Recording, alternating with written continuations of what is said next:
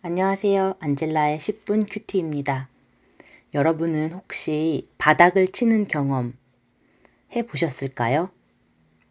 오늘은 그 이야기를 좀 해볼까 합니다. 저 어릴 때 유리문이 달린 나무 책장이 있었어요. 아직도 친정집에 그 책장이 있는데요.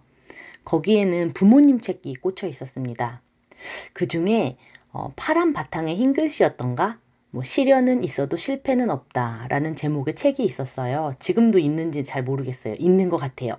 어느 날 제가 그 책을 꺼내시는 아버지를 보면서 혼자 중얼거렸어요. 시련이나 실패나 그게 그거 아닌가? 제가 좀 그때 어렸던 것 같아요. 한 3, 4학년쯤? 초등학교? 그랬더니 아버지께서 저를 딱 앉혀놓고 하시는 말씀이 시련과 실패는 다르다. 이렇게 얘기하시더라고요. 둘 다 일이 생각보다 잘 안 풀려서 안 좋은 결과를 얻은 것까지는 같은데 그 뒤에 실패를 바라보는 방식, 처리하는 방식이 다르다고 하시더라고요. 실패는 그 결과를 통해서 정말로 아무것도 배운 것이 없는 채로 끝나는 것이고, 시련은 결과가 안 좋을지라도 거기서 배울 점을 찾고 자신을 점검하면서 무엇을 바꿔야 하는지 다시 생각해 보는 거라고요.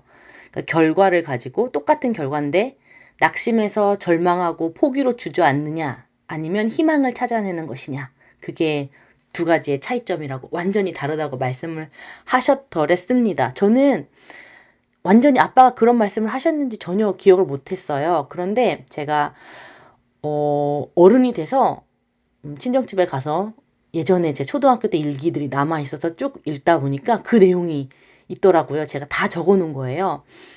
아버지께서 그런 말씀 하셨다는 것도 잊고 있었는데, 그런 말들이 오갔구나라는 걸 나중에 알게 되었어요. 그 뒤로는 가끔 그 친정집에 갔을 때 그 책 표지를 보면 그 일기 내용이 생각이 나더라고요. 여러분은 시련이나 실패의 경험이 있으신가요? 혹시 언제 겪으셨을까요? 지금일까요?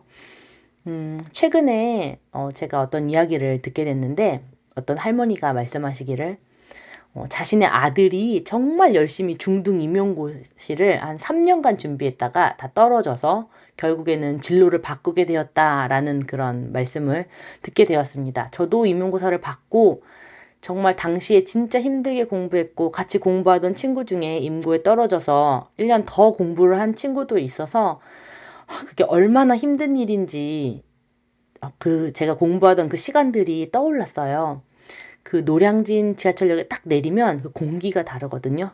풍경도 달라요. 저는 2008년에 저의 거의 모든 시간을 학교 도서관과 노량진에서 보냈는데요. 2000년대였는데도 불구하고 노량진은 90년대에서 멈춰있는 기분이었어요. 다들 안경 쓰고 가방 메고 추리닝 입고 막 서서 컵밥을 먹으면서 특강 들으려면 새벽부터 줄 서서 기다렸다가 좁은 책상에 정말 다닥다닥 붙어 앉아서 막 강의 내용 막 다 손이 아프게 받아 적고 하던 그런 시간들이 있었는데요. 그렇게 3년을 공부했는데 결과가 안 좋았다고 하면 정말 너무 힘들 것 같잖아요. 그런데 저에게 이야기를 해준 그 수험생의 어머니 말씀으로는 이랬어요. 나는 정말 안타깝고 아쉬웠다고, 아들이 정말 노력했기 때문에 안 돼서 1년 더 해볼래, 이런 말씀을 하셨는데, 아들은 본인이 괜찮다고 할 만큼 했기 때문에 미련이 없다고 그렇게 말을 하면서 다른 직장을 잡아서 지금껏 잘 살고 있다, 이렇게 말씀을 하시더라고요. 그런데 어젯밤에 자기 전에 그 어머니의 말씀이 계속 떠오르는 거예요, 머릿속에. 할 만큼 해서 정말 최선을 다해서 미련이 없는 마음, 그걸 제가 사실 알거든요. 그래서 불을 꺼놓고 자기 전에 천장을 보면서 눈을 꿈뻑꿈뻑 그 생각을 하다가 눈물이 주르르 흘러내리는 거예요. 막 귓속으로 눈물이 막 흘러 들어가더라고요. 정말 바닥을 쳤다. 더 이상 내가 뭘 어떻게 더 할 수 없을 만큼 정말 내가 할 만큼 했다 라는 생각이 들 때에는 오히려 홀가분하게 내려놓을 수 있는 그 기분, 저 알 것 같거든요. 왜 사람들이 말하기를 사랑도 진짜 후회 없을 만큼 다 퍼줘가면서 하면 미련 없이 보내줄 수 있다고들 하잖아요. 그와 비슷한 거겠죠. 오늘은 저의 그 시련의 경험을 조금 나눠볼까 합니다. 저는 꿈이 작가였어요.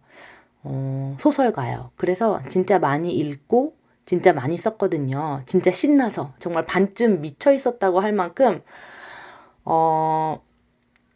20대에 한 2년 넘게, 그리고 아이 낳고 나서 한 5년 넘게, 그러니까 7년 가까이 거의 깨어있는 시간은 뭐 약간 과장 조금 보태서 먹지도 않고 자지도 않고 글만 썼다, 뭐 이렇게 말할 만큼 시간을 쪼개가면서 읽고 쓰고 했습니다.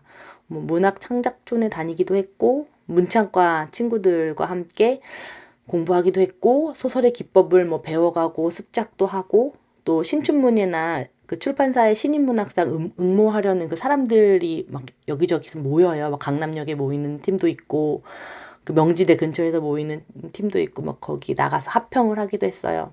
나중에는 몇 년간 사사 받은 작가님도 계시고요. 제가 정말 좋아했던 것 같아요. 소설을 읽고 쓰고, 또 제가 쓴 소설에 대해서, 그 소설의 주인공, 그 사람에 대해서, 그 사람의 인생에 대해서, 그 사람의 마음과 그 사람의 인생을 관통하는 그 상처에 대해서, 그 사람이 살아가는 이유에 대해서, 막 그런 것들이 쓰다 보면 막 너무 궁금해지고, 막 계속 생각하게 되고, 그럼 이야기가 끊임없이 흘러나오고, 사실 저를 가르쳐 주시던 작가님께서도 도대체 너가 왜 등단이 안 되는지 모르겠다, 이 정도 작품이면 돼야 하는데, 뭐 이렇게 말씀을 해 주시기도 했고요. 너무 열심히 해서 위로하신 건가? 지금 생각하면 잘 모르겠네요.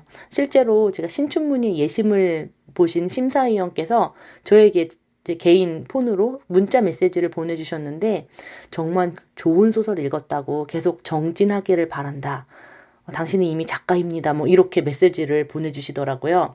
그 메시지를 딱 받고, 아, 그해 세계일보 신춘문예 최종심에서는 내게 떨어지고 다른 작품이 되었구나, 뭐 직감했지만, 그래도 혹여나 제가 좌절할까봐 그런 메시지를 보내주시면서 격려해 주셨다는 사실이 정말 감사하더라고요.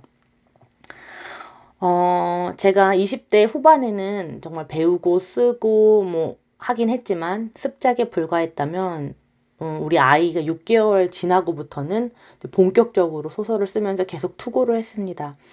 그게 학교를 다니고 아이를 기르는 와중에 쓰는 거였으니까 정말 틈만 나면 소설을 썼어요. 소설 생각뿐이었어요.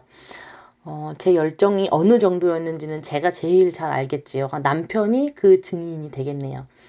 그런데 그 정도로 열심히 매달리고 대충 하는 게 아니라 온갖 문예지와 수상작, 최근에 나오는 소설을 다 봤거든요. 그냥 읽은 것도 아니고 여러 번 읽으면서 내 작품과의 그 간극을 줄이려고, 내 작품의 완성도를 더 높이려고 노력했기 때문에, 사실은 주변에서 뭐 이제 된 거나 다름없다, 그냥 바로 책을 내자, 뭐 이런 말들도 들었었어요. 그런데 해도 등단이 안 되더라고요. 뭐 한 해에 서너 곳의 신춘문예에 각각 다른 작품을 냈고, 그게 몇 년이나 됐으니까 제가 써놓은 단편 소설이 제 노트북에 꽤 많이 있어요. 그런데 말이죠, 그게 끝까지 안 되더라고요. 해도 안 되더라고요. 아, 한계다, 할 만큼 했다, 라는 생각이 2020년 8월에 들었습니다. 그게 8월이면 그 해의 봄에 신인문학상 응모 결과가 다 나고, 9월 1일자로 왜 신인문학상 등단한 그 신인 작품들이 실려는 딱 그때인데, 그때까지 딱 마지막까지 기다렸다가 포기한 거죠. 2015년 1월 1일부터 제대로 쓰기 시작했으니까 만 5년 8개월을 소설만 썼나 봐요. 그런데 안 되더라고요. 며칠을 정말 엄청 울었던 것 같아요. 그냥 계속 눈물이 흘러내렸어요. 런닝머신 위에서도 울고, TV 광고를 보면서도 울고, 라면을 먹으면서도 울고, 밥을 하다가도 울고, 그렇게 한 3, 4일을, 거의 일주일 가까이를 계속 울고 나니까 눈물이 마르더라고요. 정말 절실했었어요. 제가 초등교사가 된 이유도 작가로 살기 위해서였거든요. 방학 있고 야근이 없으니까 소설을 쓸 시간이 확보되겠다. 아, 이 직업이면 되겠다, 뭐 이래서 사실은 맨 처음에 초등교사가 되기로 결정을 한 거였을 정도로 절박했어요. 나는 작가로 살 거야, 등단을 해야지, 나는 좋은 소설을 계속 써나가는 게 가장 큰 기쁨이야, 그게 내 삶의 목적이야. 뭐 그렇게 살 수 있다면 얼마나 좋을까. 뭐 이런 생각만 하던 제가 소설을 딱 내려놓기까지 그 뒤로 뭐 1년이 넘게 노트북을 아예 켜지도 않았으니까 말 다 했죠 뭐. 그리고 그 뒤로 지금까지 소설을 쓰지 않았습니다. 쓰고 싶은 마음도 생기지 않았고요. 아쉬움도 없어요. 진짜 쿨하게. 진짜 안녕이었습니다. 근데 얼마 전에 제가 찬양을 다시 듣는데요. 저희 엄마가 좋아하는 찬양이에요. 요게벳의 노래라고. 모세 아시죠? 그 이집트의 왕자? 거기 주인공 모세. 그 요게벳은 모세의 어머니인데요. 그 당시 이집트의 왕 바로가 히브리 남자들을 다 죽이라고 했어요. 아기들이 태어나면. 그런데 그 엄마가 도저히 그럴 수가 없었던 거예요. 그래서 엄마가 법을 어기고 아이를 살리려고 마음먹은 엄마라고 생각해 보세요. 그러면 무슨 일이든 못하겠어요? 쓸 수 있는 수를 다 써서 최선을 다해서 아이를 살리려고 숨기려고 했겠죠? 모든 걸 다 했을 것 같아요. 성경에 보면 아이를 낳자마자 보통은 산파가 사내 아이면 다 죽게 했거든요. 그러니까 아이를 엄마에게 보이지 않았어요. 그런데 지금 이 경우는 요게벳과 모세의 경우는 엄마가 3개월, 석 달, 그러니까 100일 정도를 애를 품에 안고 젖을 먹이고 아이의 베넷짓을 보고 교감을 했던 거예요. 그런 엄마라면 어떻게 아이를 죽게 하겠어요? 정말 살리기 위해 인간이 쓸 수 있는 방법은 다 써보지 않았겠어요? 그 내용이 출애굽기 2장에 나옵니다. 제가 출애굽기 2장 3절을 읽어볼게요. 그 여자가 임신하여 아들을 낳으니 그가 잘생긴 것을 보고 석 달 동안 숨겼으나 더 숨길 수 없게 되매 할 수 있는 노력은 다 해보았지만 더 이상 방법이 없게 되었다. 그 뜻이잖아요. 인간의 노력, 인간의 최선, 인간의 생각과 지혜로는 더 이상 방법이 없는 상태. 하나님은 그런 때에 역사하시는 것을 좋아하시는 것 같아요. 그래야 내 노력으로 이 일이 되었다. 이렇게 생각하지 않을 수 있을 테니까요. 이것은 하나님이 하신 일이다. 이렇게 고백할 수밖에 없으니까요. 왜 창세기에 보면 아브라함과 사라도 사라의 경수가 끊긴 후, 그러니까 폐경이 된 이후 그 부부가 나이가 이제 진짜 많아서 누가 봐도 인간의 방법과 노력으로는 아이를 가질 수 없게 되었을 때 그때야 비로소 이삭을 주시거든요. 하나님께서 언약을 지키시는데 그 약속을 지키시는 때가 인간적으로는 더 이상 안 되는 때에 그 약속을 지키셨어요. 그 부부가 하나님께서 하신 일이다라는 걸 알 수밖에 없도록 확신이 들 수밖에 없도록 그래서 그들의 믿음이 완전한 믿음으로 시작될 수 있게 하나님께서 초석을 단단하게 다지시는 것 같아요. 요게벳도 더 이상 방법이 없을 때 하나님께서 일하셨잖아요. 갈대 상자에 역청을 발라 그 아이를 나일강에 모세를 넣고 띄우죠. 그리고 바로의 딸 애굽의 공주가 발견하게 돼서 모세는 왕궁에서 길러지게 됩니다. 하나님의 놀라운 일하심이죠. 제가 바닥을 치고 손을 들고 항복하고 나온 이유가 그거였다는 걸 최근에 그 찬양을 들으면서 깨달았어요. 그리고 다시 출애굽기를 봤죠. 제가 아마 그때 등단을 했다면 저는 하나님께서 하셨다라고 말하지 않았을 거예요. 내 열정이, 내 재능이, 내 노력이 나를 작가로 만들었다. 이렇게 생각했을 것 같아요. 그럼 이제 그런 교만한 생각들로 가득할 것이 너무 뻔했으니까 그렇게 사는 건 하나님께서 저를 창조하신 목적이 아니었으니까 그 당시에 제가 꿈을 이루는 것보다 꿈을 접는 것이 제 인생 전체를 볼 때 더 복이 되고 그게 더 하나님의 선한 그 계획 안에 있었던 일이 아니었던가 하는 생각을 이제 와서 해봅니다. 하나님께서는 저를 금과 같이 연단시키셔야 됐으니까.